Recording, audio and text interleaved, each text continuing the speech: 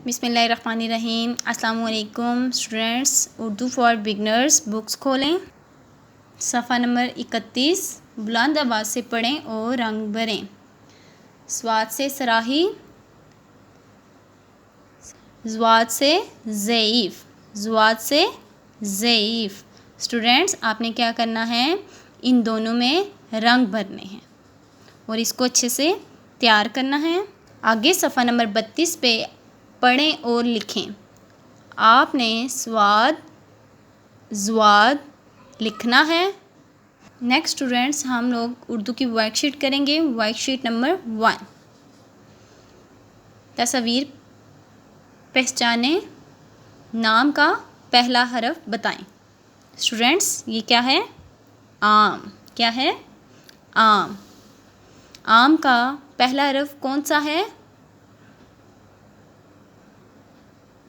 अलिफ मद आ। यहाँ क्या लिखेंगे? ओके स्टूडेंट्स, ये क्या है? चांद। चे से चांद। यहाँ क्या लिखेंगे? चे।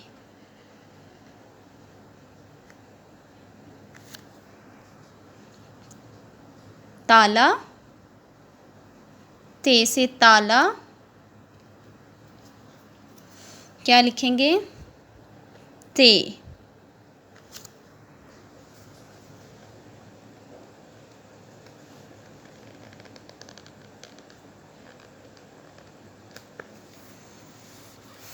डोल।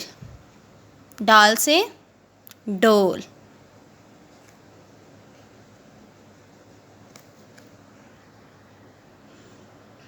बत्तख। बे से।